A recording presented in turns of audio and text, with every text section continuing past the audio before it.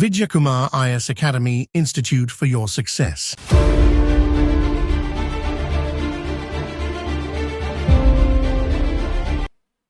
Book back questions mostly கேட்கறது இல்லை friend, டிஎம்எஸ்சி கேட்கறதே இல்லை, விட்டுட்டாங்க வந்து.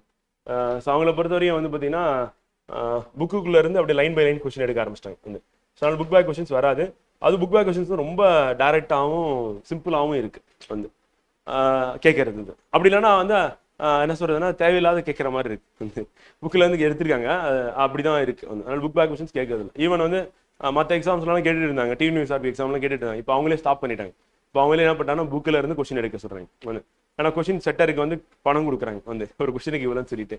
அப்போ புக்கில் இருக்கு புக் பேக் வந்து காப்பி பண்ணி கொடுத்தா அப்போ அவங்க வேலையே இல்லைல்ல, அது யாரோ ஒருத்தவங்க ஆல்ரெடி போட்டு வச்சிருக்காங்க, அது காப்பி பண்ணி கொடுத்தா அவங்களுக்கான ஒர்க் இல்லை. அதனால் அவங்க கொஸ்டின் எடுக்க சொல்கிறாங்க, உள்ளேருந்து எடுக்கிறாங்க.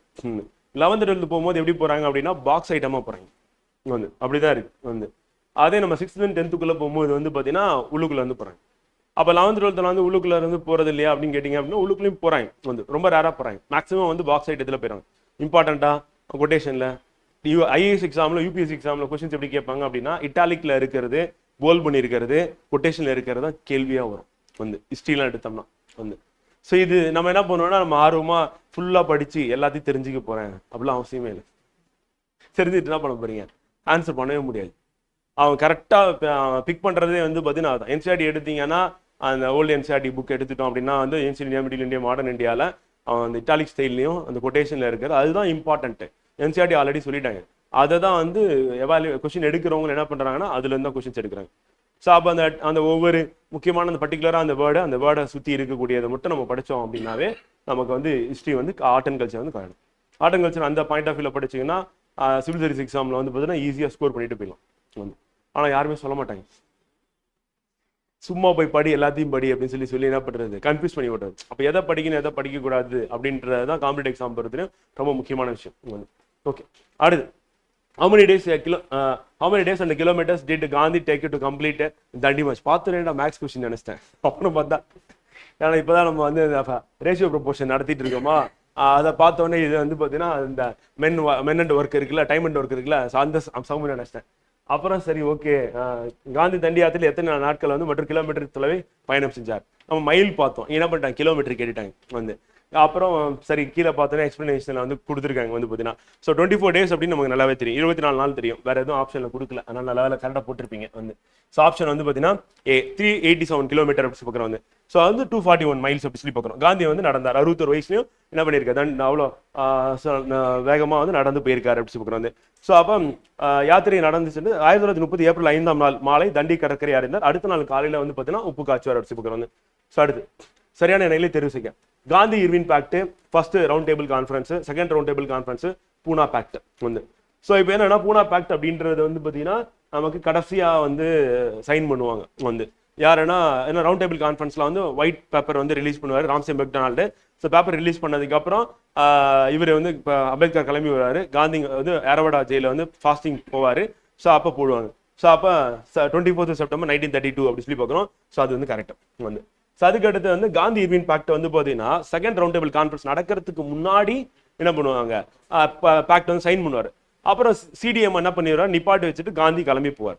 அப்போ ஃபர்ஸ்ட் ரவுண்ட் டேபிள் கான்ஃபரன்ஸ், அதுக்கப்புறம் காந்தி இர்வின் பேக்ட், அதுக்கப்புறம் second round table conference. So இப்போ கொடுத்துருக்கிறது வந்து பார்த்தீங்கன்னா காந்தி இர்வின் பேக்ட் வந்து என்ன கொடுத்துருக்காங்க 1931 செப்டம்பர் 7 போட்டிருக்காங்க வந்து. செகண்ட் ரவுண்ட் டேபிள் கான்ஃபரன்ஸ் வந்து பார்த்தீங்கன்னா 5th March 1931. இதுவே லாஜிக்காக வந்து என்ன ஆயிருதுன்னா அடி வாங்கிருக்கு வந்து. ஏன்னா 2வது ரவுண்ட் டேபிள் கான்ஃபரன்ஸ் போகிறதுக்கு முன்னாடி தான் பேக்ட் சைன் பண்ணுவாங்க வந்து. ஸோ அப்போ நமக்கு 1 and 3 வந்து பார்த்தீங்கன்னா ராங் அப்படி சொல்லி பார்க்குறோம் வந்து. And first round table conference அப்படின்னு நம்ம எடுத்துட்டோம் அப்படின்னா 1930 தான். ஸோ நவம்பர் அப்படி சொல்லி பார்க்குறோம். ஸோ இப்போ ஆன்சர் என்ன அப்படின்னா வந்து கொடுத்துகள் வந்து பார்த்தீங்கன்னா 2 கரெக்ட்னு சொல்லி கேட்டிருக்காங்க வந்து. ஸோ ஆப்ஷன் எலிமினேட் பண்ணி அதே மாதிரி நம்ம லாஜிக் அப்ளை பண்ணோம் அப்படின்னாலும் நம்ம ஆன்சர் வந்து கொண்டு வந்துடலாம். ஸோ 2 and 4 ஆர் கரெக்ட் அப்படி சொல்லி பார்க்குறோம். சம்டைம்ஸ் நம்ம தெரியலனாலும் அந்த ஸ்டோரி தான் இதுக்கப்புறம் இது வந்தது, இதுக்கப்புறம் இது நடந்தது அப்படின்ற மாதிரி யோசிச்சிங்கனாலும் இது வந்து கரெக்டாக போகிறதுக்கான சான்சஸ் இருக்கு. ஸோ அந்த மாதிரி யோசிச்சு நீங்கள் ஆன்சர் பண்ணலாம் வந்து. அப்போ செகண்ட் ரவுண்ட் டேபிள் கான்ஃபரன்ஸ் எப்போ நடந்தது அப்படின்னா 7th September 1931 அப்படி சொல்லி பார்க்குறோம் வந்து. காந்தி இர்வின் பேக்ட் வந்து அதுக்கு முன்னாடி சைன் பண்ணுவாங்க 5th March 1931 அப்படி சொல்லி பார்க்குறோம். ஸோ அதுவும் இம்பார்ட்டன்ட் வந்து. ஸோ அடுத்து on 16th August 1932 the British Prime Minister வந்து Ramsay MacDonald made an announcement which came to be known as வந்து கம்யூனல் அவார்டு அப்படி சொல்லி பார்க்குறோம். கரெக்ட் தான். அவர் கொடுக்கறது தான் கம்யூனல் அவார்டு. ஸோ ஏன்னா 1919 ஆக்ட்ல வந்து என்ன பண்ணுவாங்கன்னா ரிசர்வேஷன் வந்து பார்த்தீங்கன்னா பார்சி, சீக்கு, யூரோப்பியன்ஸ், உமன்ஸ் சொல்லிட்டு ரிசர்வேஷன் கொடுத்துருவாங்க. வந்து 1909 ஆக்டில் வந்து பார்த்தீங்கன்னா கம்யூனல் அவார்டு ஃபார் முஸ்லீம்ஸ் கொடுப்பாங்க வந்து. அண்ட் 1928 வந்து 1927 வந்து சைமன் கமிஷன் வந்ததுக்கு அப்புறம் தான் என்ன பண்ணுவாங்கன்னா கம்யூனல் அவார்டு வந்து கொடுக்கணும். ஏன்னா அவங்கள பார்த்து யார் பேசுவாருன்னா அம்பேத்கர் வந்து பேசிடுவாரு. ரவுண்ட் டேபிள் கான்ஃபரன்ஸுக்கும் ஆல் பார்ட்டி மீட்டிங்ஸ்ல வந்து டிப்ரஸ் கிளாஸ் சார்பாக வந்து இவர் வந்து போயிருப்பாரு. ஸோ அப்புறம் ராஜா அவரும் போயிருப்பார், 2 பேர் போயிருப்பாங்க.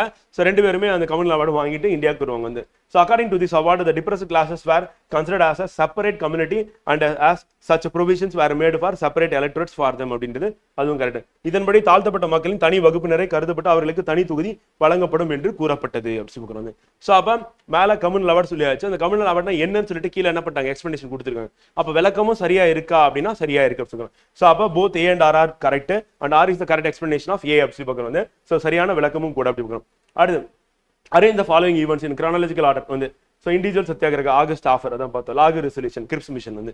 ஸோ லாகு ரெசல்யூஷன் யார் போடுறாரு அப்படின்னா வந்து பார்த்தீங்கன்னா ஜின்னா வந்து போடுறாரு. தலைவர் வந்து கடுப்பாரு வந்து போயிட்டு என்ன பண்றாருன்னா ரிசர்வேஷன் வந்து எங்களுக்கு 1/3 வேணும் அப்படின்னு சொல்லி கேட்கிறாரு வந்து. அப்போ காங்கிரஸுடைய அந்த ஆல் பார்ட்டி கமிட்டியில் வந்து சாரி காங்கிரஸுடைய மீட்டிங்ல வந்து பார்த்தீங்கன்னா ஐஎன்சி வந்து ரிஜெக்ட் பண்ணிடுவாங்க வந்து. ஸோ அதுக்கப்புறம் அவர் போயிட்டு லாகூர் ரெசல்யூஷன் வந்து போடுறாரு 1940ல. ஸோ அப்போ தான் என்ன சொல்றாங்க அப்படின்னா வந்து பார்த்தீங்கன்னா எங்களுக்கு தனியாக வந்து ஹோம்லேண்ட் ஃபார் முஸ்லீம்ஸ் அப்படி சொல்லிட்டு தனியாக எங்களுக்கு ஒரு நாடு வேணும் அப்படின்றத ஃபிக்ஸ் பண்ணிடுறாரு வந்து. ஸோ அப்போ லாகூர் ரெசல்யூஷன் அப்படின்றது வந்து பார்த்தீங்கன்னா ஸோ அதுதான் ஃபர்ஸ்ட் வரும் 1940 மார்ச் வந்து 23 அப்படி சொல்கிறாங்க வந்து. அடுத்து வந்து பார்த்தீங்கன்னா எது வரும், ஆகஸ்ட் ஆஃபர் வரும். ஆகஸ்ட் ஆஃபர்னா அது நமக்கு தெரியும் 8 ஆகஸ்ட் 1940 அப்படி சொல்லுற வந்து. யார் கொடுப்பா அப்படின்னா வந்து லில்லித் கோன்னு சொல்லிட்டு அப்போ இருந்த வைஸ்ராய் தான் என்ன பண்ணுவாருன்னா ஆகஸ்ட் ஆஃபர் அப்படின்னு கொடுப்பாரு. ஆனால் காங்கிரஸும் ரிஜெக்ட் பண்ணிடுவாங்க. மோஸ்ட்லி ஆல் த பார்ட்டிஸ் வந்து ரிஜெக்டட் அப்படி சொல்றோம். என்ன அப்படின்னா அங்கே வந்து டொமினியன் ஸ்டேட்டஸ் பற்றி பேசியிருப்பாங்க வந்து. இவங்க டொமினியன் ஸ்டேட்டஸ் எப்போ கேட்டிருப்பாங்க அப்படின்னா 1960 கேட்பாங்க வந்து. ஆனால் இது எப்போ கொடுக்குறாங்க அப்படின்னா வந்து பார்த்தீங்கன்னா 1940 வந்து கொடுக்குறாங்க. ஆல்ரெடி காங்கிரஸ் வந்து பார்த்தீங்கன்னா அப்ரூவ் பண்ணியிருப்பாங்க. என்னது சுராஜ் வந்து எப்போ லாகூர் செஷனில் அது எங்கே நடக்கும் 1929 வந்து. ஸோ அப்போ 1929 இவங்க சுராஜ்ன்றது முடிவு பண்ணிடுவாங்க. 1940 வந்து டொமினியன் ஸ்டேட்டஸ் கொடுத்தா கண்டிப்பாகவே ரிஜெக்ட் பண்ணிடுவாங்க அப்படி சொல்லுறோம். ஸோ அதில் வந்து அது வேலைக்காகவும் போயிடும்.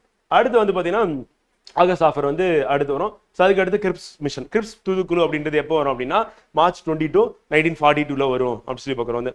இதுவும் வந்து என்னது காந்தி வந்து இதை வந்து கிரிட்டிசைஸ் பண்ணியிருப்பார். அடுத்த கொஸ்டின்ல இருக்கு அப்படியே அந்த ஸ்டேட்மெண்ட் இருக்கு. ஸோ கிரிப்ஸை பத்தி நேரு என்ன நினைச்சாரு, காந்தி என்ன சொன்னார் அப்படின்னு சொல்லிட்டு வந்து. ஸோ வாங்க பார்ப்போம். So which are the following statements are true about the Cripps mission வந்து. ஸோ கீழ்கண்ட வாக்கியங்கள் கிரிப்ஸ் தூதுக்குழு பற்றி சரியான கூற்றியது. Both the Congress and the Muslim League rejected the proposal வந்து. கரெக்டா? ஏன்னா முஸ்லீம் லீக்கை பொறுத்தவரை என்னன்னா அதுல என்ன பாகிஸ்தானை பத்தி அங்க பேச்சே இல்லை.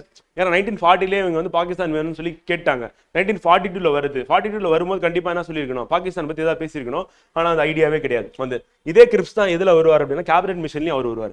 ஸோ அவர் தான் வந்து பாத்தீங்கன்னா முக்கியமான காரணமா இருப்பார். என்ன அப்படின்னு பார்த்தீங்கன்னா கான்ஸ்டிடியூஷன் அசம்பிளி வந்து கிரியேட் பண்றதுக்கு அவர் காரணமா இருப்பார். ஸோ அப்பயே என்ன பண்ணுவாங்க அப்படின்னா வந்து பாத்தீங்கன்னா பாகிஸ்தான் சொல்லிட்டு தனியா ஒரு கண்ட்ரிக்கு அவங்க இடமே கொடுக்க மாட்டாங்க. ஃபெடரல் கிரியேட் பண்ணணும். அந்த ஃபெடரல் என்னென்ன இருக்கணும் அப்படின்னா வந்து பாத்தீங்கன்னா முஸ்லீம்ஸ் வந்து அது பாகிஸ்தான் வந்து இருக்கும், இந்தியான்னு இருக்கும், அதாவது ஹிந்துஸ் மெஜாரிட்டியா இருக்கக்கூடிய ப்ராவின்ஸும் இருக்கும், முஸ்லிம்ஸ் மெஜாரிட்டியா இருக்கிற ப்ராவின்ஸும் இருக்கும், அப்புறம் பிரின்ஸ்லி ஸ்டேட்ஸ் இருக்கும். இது எல்லாத்துக்கும் மொத்தமா வந்து பாத்தீங்கன்னா டிஃபென்ஸ், ஃபாரின் அஃபேர்ஸ், கம்யூனிகேஷன் அப்படின்றது வந்து பாத்தீங்கன்னா ஒரு ஹெட் வந்து இருக்கும். அதுதான் வந்து சென்ட்ரல் அசம்பிளியா இருக்கும். இதுல வந்து ரெப்ரசன்டேட்டிவ்ஸ் அப்படின்றவங்க வந்து யாரெல்லாம் வருவாங்க அப்படின்னா வந்து அந்த முஸ்லிம்ஸ் ப்ராவின்ஸ்ல இருந்து, அதாவது வெஸ்டர்ன் இந்தியா இருக்குல்ல பாகிஸ்தான், அதுவும் ஈஸ்டர்ன் பார்ட் ஆஃப் இந்தியா, அது அசாமுக்கு இந்த பக்கம் இருக்குல்ல பங்களாதேஷ், ஸோ அதுவும் என்ன வரும்னா பார்ட்டிசிபேட் பண்ணுவாங்க. அப்புறம் மெயின்லேண்ட்ல இருக்கக்கூடிய ஹிந்துஸ் மெஜாரிட்டியா இருக்கக்கூடிய ரீஜன்ல இருந்து ப்ராவின்ஸ்ல இருந்து வருவாங்க.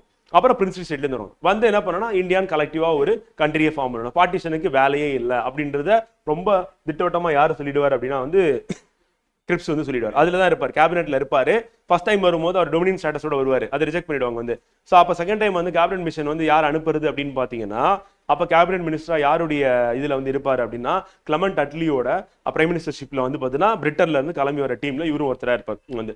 ஸோ அப்போ இவர் வந்து இந்த மாதிரி ஒரு இதை கொடுக்கும்போது ஃபர்ஸ்ட் என்ன பண்ணுவாங்கன்னா அக்செப்ட் பண்ணிப்பாங்க. இப்போ என்ன பண்ணிட்டாங்கன்னா எங்களை தனியாக வந்து நீங்கள் கன்சிடர் பண்ணுறீங்க அப்படின்னு சொல்லிட்டு.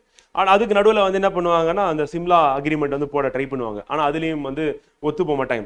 என்னன்னா ஐஎன்சி வந்து ஹிந்துஸை மட்டும்தான் ரெப்ரசன்டேட் பண்ணணும்.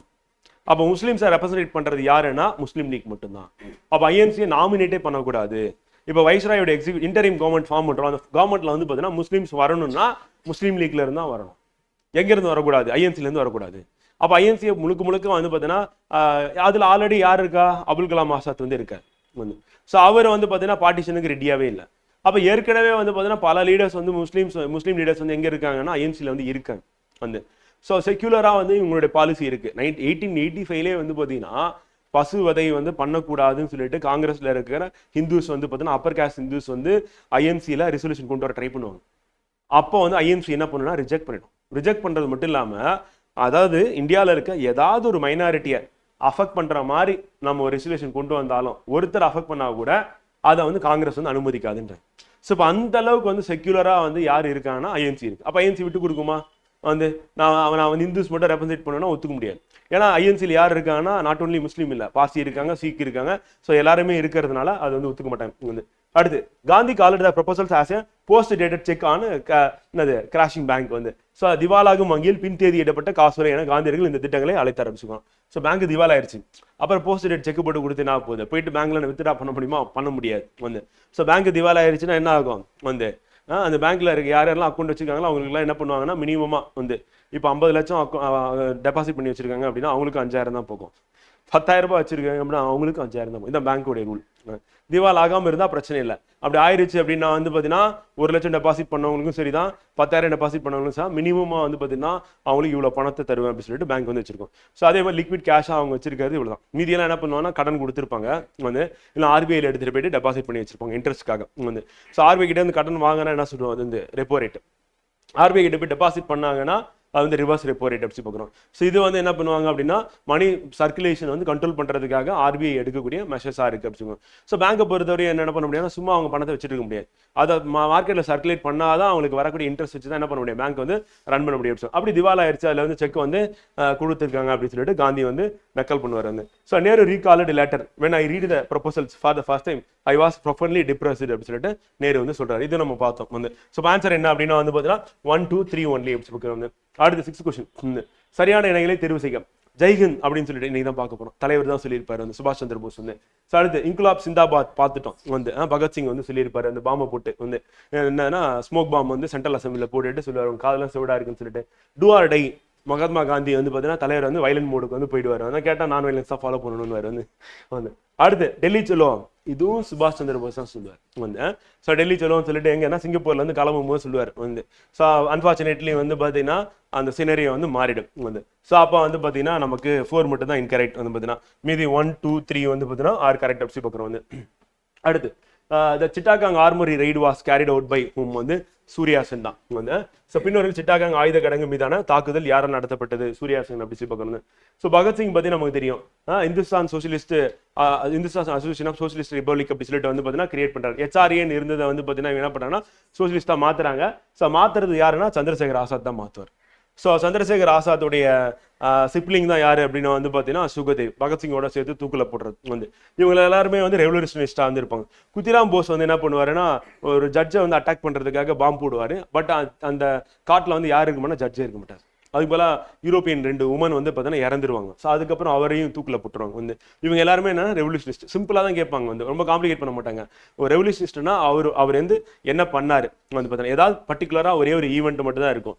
அது எந்த வருஷம் நடந்தது, அதோட தொடர்புடையது என்ன, மொத்தமாகவே ஒரு 3 இல்லை 4 கேள்வி கேட்டிங்கன்னா போதும், முடிச்சிடும். அதுக்கு மேலே கேள்வியே கேட்க மாட்டாங்க. நமக்கு தான் வந்து பார்த்தீங்கன்னா ஏதோ வந்து பார்த்தீங்கன்னா கஷ்டமாக கேட்டுட்டாங்க அப்படின்ற மாதிரி இருக்கும் படிக்காதனால வந்து. ஸோ நம்ம ஒன்ஸ் ரீட் பண்ணாலும் மேக்ஸிமம் வந்து 4 கொஸ்டின்ஸ் மேலே போகவே போகாது. இப்போ நம்ம பகத்சிங் எடுத்துக்கிட்டாவே அவ்வளோதான், ஒரு 4 கொஸ்டின்ஸ் மேலே தாண்டவே தாண்டாது வந்து.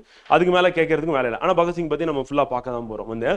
ஸோ இம்பார்ட்டன்ட் லீடர்ஸ் அப்படின்னு சொல்லிட்டு வந்து பார்த்தீங்கன்னா பகத்சிங் நம்ம பார்க்க போகிறோம் அடுத்து வந்து.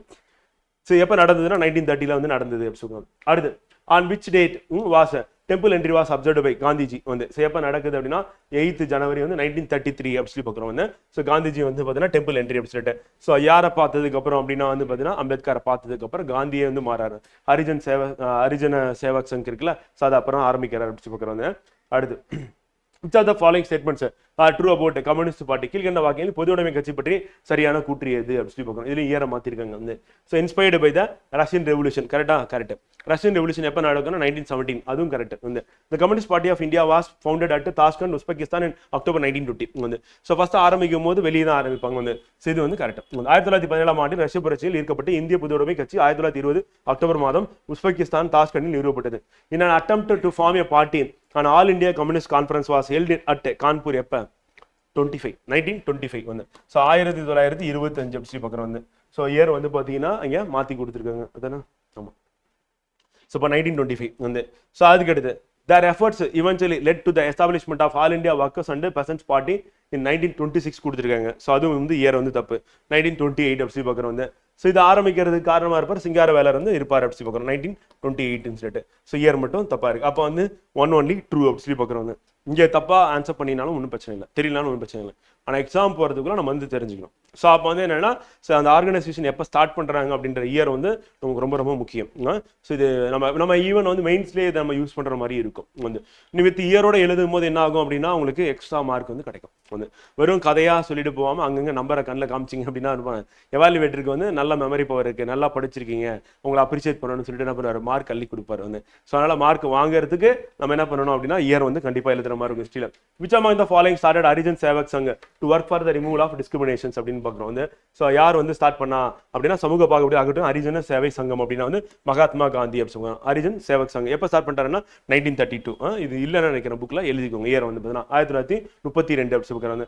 இது மூலமா நாடு தழுவிய பயணத்தை வந்து தொடர்றாரு காந்தி வந்து தொடங்குறாரு சொல்லுவோம். ஏன்னா அப்போ வந்து சிவில் டிசிப்ளின் மூவ்மெண்ட் முடிஞ்சிடும். அப்புறம் காந்தி ஃப்ரீ ஆயிடுவார், உடனே டூர் கிளம்பிடுவார் வந்து. அப்படி கிளம்புற டூர்ல தான் ஹரிஜன் சேவக் சங் அப்படின்றது ஸ்டார்ட் பண்றாரு வந்து. ஸோ அடுத்து with reference to cabinet mission which are the following statement is are correct வந்து.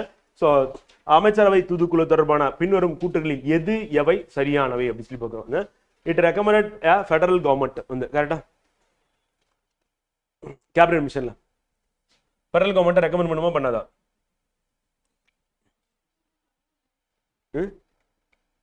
அதான் ஃபெடரல் கவர்மெண்ட் என்னது ஒன்று முஸ்லிம்ஸ் மெஜாரிட்டி, அப்புறம் என்னது ஹிந்துஸ் மெஜாரிட்டி இருக்கிறது, அப்புறம் பிரின்ஸ்லி ஸ்டேட்ஸ். அப்போ 3 பேர் ஒன்னா சேர்ந்தா என்ன அர்த்தம், அதான் ஃபெடரல் கவர்மெண்ட். அப்போ இது எங்க ரெக்கமெண்ட் பண்ணுது 1935 ஆக்ட்ல ஃபெடரல் கவர்மெண்ட் ஆல்ரெடி இருக்கும் வந்து. ஸோ அதே இதுதான் இது வந்து ரெக்கமெண்ட் பண்ணும் வந்து. ஆனா நம்ம காங்கிரஸ் என்ன சொல்லுவோம்னா பிரின்ஸ்லி ஸ்டேட்ஸ் பார்ட்டிசிபேட் பண்ணலாம், ஆனா அங்கேயும் எலெக்ஷன் வைக்கணும்னு சொல்லுவாங்க. நீங்க வந்து டைரக்டா வந்து அங்க இருக்கக்கூடிய வந்து பாத்தீங்கன்னா பிரின்ஸ் வந்து நாமினேட் பண்ணக்கூடாது அப்படின்றத வந்து காங்கிரஸ் வந்து சொல்லுவாங்க. It enlarge the powers of Indian courts வந்து. ஸோ அதை சொல்லியிருப்பாங்களா, அதெல்லாம் பேச மாட்டாங்க இவங்க. வந்தது எதுக்காக, நம்ம இந்தியாவுக்கு சுதந்திரம் கொடுக்கறதுக்காக. அப்படி கொடுக்கும்போது வந்து பார்த்தீங்கன்னா எப்படி வந்து அசம்பிளி வந்து கிரியேட் பண்ணலாம், அந்த அசம்பிளியில் யார் யாரெல்லாம் வந்து பார்த்தீங்கன்னா மெம்பராக இருக்கலாம், எவ்வளோ சீட்ஸ் வந்து அலகேட் பண்ணலாம். அப்போ இப்போ எக்ஸாம்பிள் வந்து முஸ்லீம்ஸ்க்கு வந்து எவ்வளோ சீட்ஸ் வந்து கொடுக்கலாம், அதே மாதிரி காங்கிரஸ்க்கு எவ்வளோ சீட்ஸ் வந்து கொடுக்கலாம், பிரின்ஸ்லி ஸ்டேட்ஸ்க்கு எவ்வளோ சீட்ஸ் வந்து கொடுக்கலாம், அந்த சென்ட்ரல் அசம்பிளியில் இன்டரிம் கவர்மெண்ட் எப்படி ஃபார்ம் பண்ணலாம், அந்த இன்டரிம் கவர்மெண்ட் எப்படி கான்ஸ்டியூஷனை மேக் பண்ணலாம், அதுக்கப்புறம் ஃபர்ஸ்ட் எலெக்ஷன் எப்போ கண்டக்ட் பண்ண போறாங்க அப்படின்றதுக்கு வந்து பார்த்தீங்கன்னா இதில் நிறைய குழப்பம் இருக்கும் வந்து. ஏன்னா ஒரு பக்கம் பாகிஸ்தான் செப்பரேட் கண்ட்ரி கேட்டுட்டு இருக்காங்க, பிரிட்டிஷுக்கு அந்த ஐடியாவே கிடையாது வந்து. ஈவன் வந்து மவுண்ட் பேட்டனே பின்னாடி சொல்லும் போது முகமது அலி ஜின்னா வந்து ஹெல்த் வந்து ரொம்ப மோசமா இருக்குன்னு தெரிஞ்சிருந்தா நான் பார்ட்டிஷனுக்கு ஒத்துருந்துக்கே மாட்டேன்றேன். இவர் தான் போயிட்டு என்ன பண்றாரு அப்படின்னா வந்து கன்வின்ஸ் பண்ணிட்டு வர்றாரு. பிரிட்டன் போறாரு, போயிட்டு பார்ட்டிஷன் வந்து பண்ணிடலாம், பாகிஸ்தான் தனியாக ஒரு செப்பரேட் கண்ட்ரி கொடுத்துடலாம், அவங்க ஒரு ஸ்ட்ராங் லீடர் இருக்காரு, ஸோ அவர் பார்த்துப்பாரு அப்படின்னு. அவர் அடுத்த வருஷமே இறந்துருவார் உடம்பு சரியில்லாம போயிட்டு வந்து. ஸோ ஜின்னா வந்து இறக்கும் போது வந்து பார்த்தீங்கன்னா ஒரு 36 கிலோ வெயிட் வந்து. ஆல்ரெடி அவருக்கு டிபி இருக்கும், ப்ளஸ் வந்து லங் கேன்சர் வந்து இருக்கும், ஸ்மோக்கிங் ஒரு நாளைக்கு 50 சிகரெட் பிடிப்பாரு. ஸோ அப்படி பிடிச்சி என்ன ஆயிடுச்சு அப்படின்னா கேன்சர் வந்து அவர் வந்து இறந்துடுவார். ஸோ இந்த சுச்சுவேஷன் வந்து யாருக்கு தெரியாதுன்னா பிரிட்டிஷ்க்கு வந்து தெரியாம இருந்திருக்கு வந்து. ஸோ அடுத்து it provided for more Indians. அதே மாதிரி காந்தி இறந்துடும், அசாசினேட் பண்ணிடுவாங்க வந்து. ஸோ அது 1948 ஜனவரி வந்து 30 வந்து நடந்துடும். இது மிக சோகமான ஒரு சம்பவமா வந்து முடிஞ்சிடும் வந்து. ஏன்னா காந்தி பொறுத்தவரை என்ன அப்படின்னா வந்து பார்த்தீங்கன்னா நேருவே சைலண்டா இருப்பார். எப்போனா 1946 வந்து கலவரம் ஸ்டார்ட் ஆயிடும். எப்போ சுதந்திரம் வாங்குறதுக்கு முன்னாடி கலவரம் நடக்கும். இன்டரிம் கவர்மெண்ட்டோடைய ஹெட் யாருன்னா Nehru.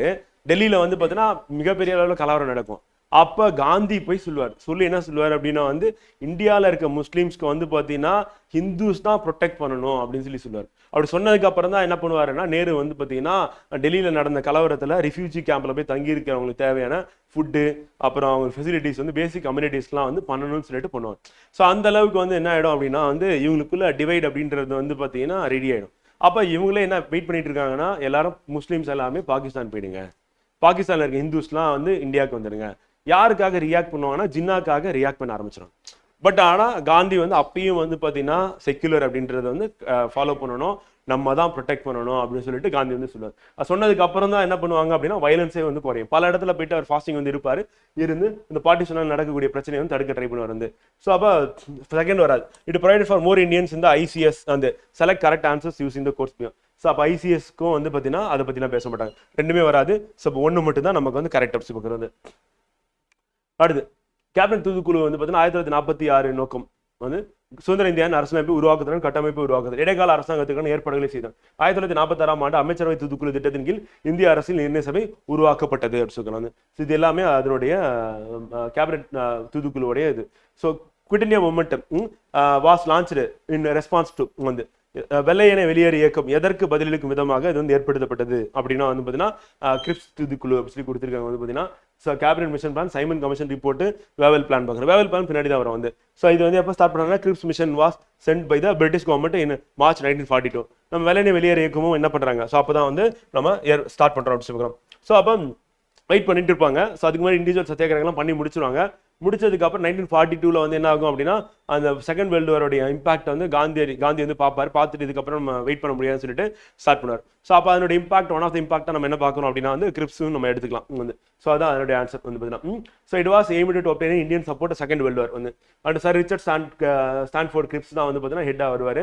And rejected by INC, Muslim League and other Indian political parties வந்து. அடுத்து 13th question. In the context of colonial India Shah Nawaz Khan, Premkumar Sehgal வந்து அண்ட் குர்பக்ஷ் சிங் திலான் வந்து பார்த்தீங்கன்னா அதனால ஜிஎஸ் திலான் அப்படி சொல்லி சொல்லுவோம் ஆர் ரிமெம்பர்டு வந்து. இதை நம்ம இன்னைக்கு தான் பார்க்க போகிறோம். இவங்க 3 பேருமே யார் அப்படின்னா வந்து பார்த்தீங்கன்னா ரெட் ஃபோர்ட்டில் ஐஎன்ஏ ட்ரையல் வந்து நடக்கும் வந்து.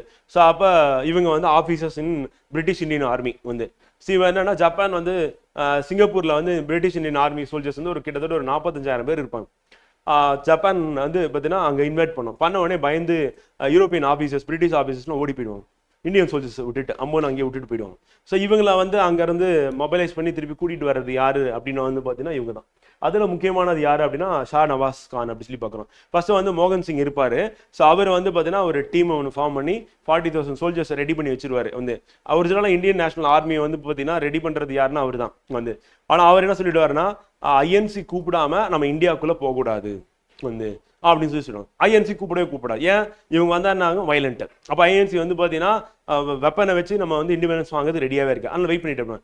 அதுக்கப்புறம் தலைவர் வந்து யார் வருவார், சுபாஷ் சந்திர போஸ் வந்து என்ன பண்ணுவார் அப்படின்னா வந்து அவர் தான் வந்து சுப்ரீம் கமாண்டராக மாறி என்னது ஒரு 4 பிரிகேட்ஸ் வந்து கிரியேட் பண்ணி படையெடுத்துட்டு போகலாம் வாங்க அப்படின்னு சொல்லி கூட்டிகிட்டு போவார் வந்து. ஸோ அப்போ அதில் இருந்த ஆஃபீஸர்ஸ் வந்து பார்த்தீங்கன்னா இவங்க வந்து நேதாஜி சுபாஷ் சந்திர போஸ் கீழே என்ன பண்ணுவாங்க அப்படின்னா இந்தியாவுக்குள்ளே என்டர் ஆவாங்க.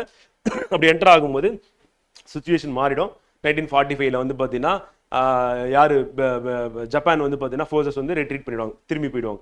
ஸோ அப்போ ஜப்பானோட சப்போர்ட் இல்லாதனால இவங்க பிரிட்டிஷ் கிட்ட சரண்டர் ஆகிடுவாங்க. அப்படி சரண்டர் ஆனதுக்கப்புறம் பிரிட்டிஷ் இவங்களை கூட்டிகிட்டு போய் ட்ரையல் நடத்துவாங்க வந்து. அப்படி ட்ரையல் நடத்தி இவங்களுக்கு வந்து பனிஷ்மெண்ட் கொடுத்துருவாங்க. அப்போ அதுக்கப்புறம் வந்து என்ன பண்ணுவாங்கன்னா கவர்னர் ஜெனரல் ஆஃப் இந்தியா வந்து பார்த்தீங்கன்னா ரெமிட் பண்ணிடுவார். இவங்களோட தண்டனையெல்லாம் வந்து பார்த்தீங்கன்னா நீக்கி விடுதலை பண்ணிடுவாங்க. காரணம் என்னன்னா பப்ளிக்கோட சென்டிமெண்ட் வந்து இவங்களுக்கு வந்து ஃபேவராக இருக்கும். பக்கம் வந்து இவங்க பெருசாக எதுவுமே பண்ணலை அப்படின்னு தான் புக்கில் போட்டிருப்பாங்க வந்து. ஆனால் இந்தியன் நேஷனல் ஆர்மியில் இவங்க இருந்தாங்க அப்படின்னும் போது அது மிகப்பெரிய ப்ரைடாக வந்து பார்த்தீங்கன்னா மாறி மக்களுக்கு ஒரு புதுசாக ஒரு உணர்ச்சி. ஏன்னா பிரிட்டிஷ் ஆர்மினாவே நம்ம என்ன நினைப்போம், பிரிட்டிஷ் தான் நினைப்போம் வந்து. அப்போ வந்து ஃபர்ஸ்ட் டைம் வந்து இந்தியன் சோல்ஜர்ஸ் இந்தியாவுக்கு இண்டிபெண்டன்ஸ் வாங்கினதுக்காக போராடி இருக்காங்க. அவங்க வந்து துப்பாக்கி எடுத்து ஒரு ரவுண்டு கூட சுடலாலும் பரவாயில்ல, அவங்கள வந்து பார்த்தீங்கன்னா நம்ம பெருமையாக பேசணும் அப்படின்னு சண்டை போட்டிருக்காங்க, இல்லைன்னு சொல்ல முடியாது. ஆனால் இந்தியாவுக்குள்ள வந்து பெருசாக அவங்க சண்டை போடலை. நார்த் ஈஸ்ட் பார்டரில் என்டர் ஆவாங்க, மணிப்பூருக்குள்ள வந்த உடனே சரண்டர் ஆகிடுவாங்க, அவ்வளோதான் வந்து. ஈவன் வந்து பெங்காலை கூட கிராஸ் பண்ண மாட்டாங்க. Gandhi Irwin pact included which of the following வந்து. ஸோ காந்தி இர்வின் ஒப்பந்தம் பின்னோட்டில் எதை உள்ளடக்கியது வந்து invitation to Congress to participate in the round table conference வந்து.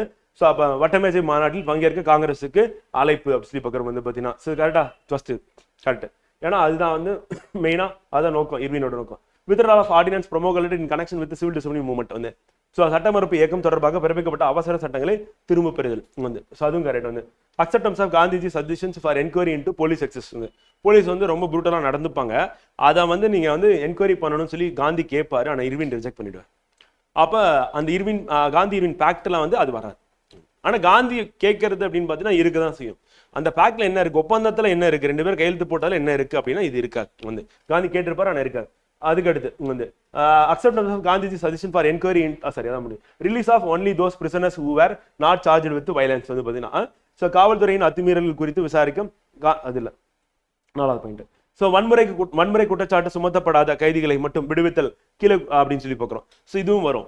ஆனால் காந்தி கேட்கறது எல்லாரையும் விடுவிக்கணும் அப்படின்னு வந்து. அந்த டைமில் வந்து பார்த்தீங்கன்னா யாரெல்லாம் நீங்கள் அரெஸ்ட் பண்ணி வச்சிருக்கீங்களோ வந்து அவங்க எல்லாருமே ரிலீஸ் பண்ணணும் அப்படின்னும் போது அதையும் என்ன பண்ணிடுவாருன்னா இவர் மாற்றிடுவார். என்ன மாற்றிடுவார் அப்படின்னா வந்து பார்த்தீங்கன்னா வயலண்ட்டாக பிஹேவ் பண்ணாத எல்லாருமே நான் ரிலீஸ் பண்ணிடுறேன், மற்ற பேருக்கு வந்து ரிலீஸ்லாம் பண்ண முடியாது. ஈவன் டெத் சென்டென்ஸை குறைக்க சொல்லுவார் வந்து பார்த்தீங்கன்னா ரிமீட் பண்ணுங்க, அது ஆயுள் தண்டனையை மாற்றுங்க அப்படின்லாம் கேட்டு பார்ப்பாரு. ஆனால் இர்வின் வந்து அதுக்கு ஒத்துக்க மாட்டார். குறிப்பாக யார் பேரை சொல்லுவார்னா பகத்சிங் பேரே சொல்லுவார். ஏன்னா பகத்சிங்க்கு அவ்வளோ பெரிய சப்போர்ட் இருக்கு, யங்ஸ்டர்ஸ் வந்து ஃபாலோ பண்ணுறாங்கன்னு சொல்லி காந்தி அங்கே சொல்லுவார். ஆனால் முடியாது அப்படின்னு சொல்லிட்டு இர்வின் வந்து சொல்லிடுவார். இப்படி பண்ணோன்னா என்ன பண்ணுவாங்கன்னா, ஏன்னா அவங்க வந்து சாண்டர்ஸ் வந்து போலீஸ் ஆஃபீஸர் வந்து கில் பண்ணியிருக்காங்க, வந்து சென்ட்ரல் அசம்பிளியில் பாம்பு போட்டிருக்காங்க வந்து.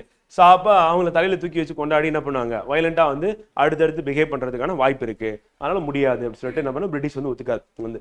ஸோ அதுதான் வந்து அதில் வந்து இருக்கும். After the Santhal uprising subsided, what was were the measures taken by the colonial government வந்து.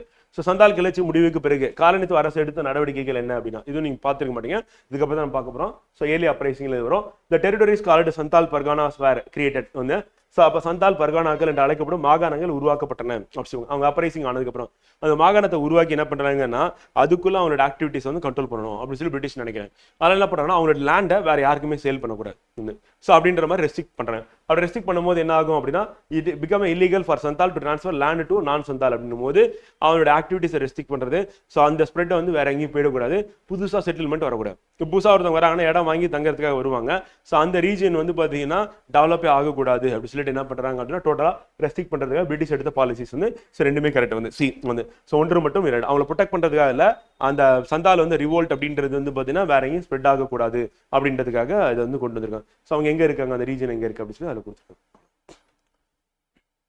ஓகே, நம்ம கொஸ்டின் டிஸ்கஷன் வந்து இங்கே முடிக்கிறோம்.